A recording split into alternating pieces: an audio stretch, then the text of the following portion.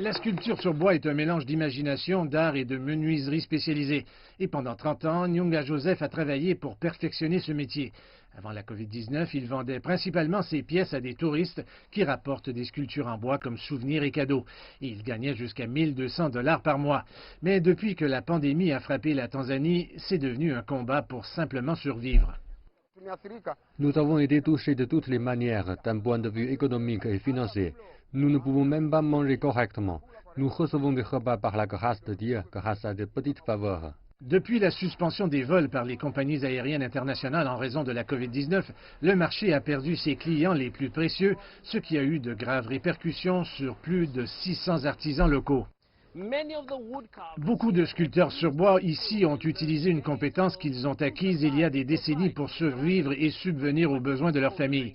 Mais depuis que la COVID-19 a frappé la Tanzanie, ils ont maintenant été contraints de trouver une solution en ligne afin de garantir leur avenir.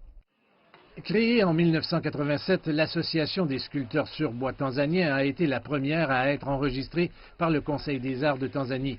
L'association compte plus de 700 000 membres à Dar es Salaam, Arusha, Zanzibar et Tanga. Sa direction a maintenant décidé d'ouvrir un site Internet pour la vente et d'introduire des paiements en ligne afin que les artistes puissent partager leur art et faire des ventes au-delà de leur emplacement physique. Nous avons acheté des publicités à la télévision et à la radio pour que tous les sculpteurs sur bois puissent s'inscrire sur le site de l'association. Nous leur demandons de télécharger leurs œuvres afin que nous puissions les vendre en ligne, afin de réduire les pertes auxquelles nous sommes confrontés. Mais il y a de l'espoir. Le gouvernement tanzanien a récemment rouvert son espace aérien. Les touristes à bord d'avions d'Ethiopian Airlines, de KLM et de Turkish Airlines devraient atterrir en Tanzanie dans quelques semaines.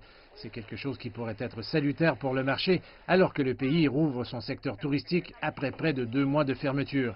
Nyunga dit que le gouvernement doit également trouver un moyen de diriger ses touristes vers les sculpteurs sur bois. Quand ces touristes viennent, ils ne devraient pas simplement aller au Kilimandjaro ou seulement dans les parcs nationaux.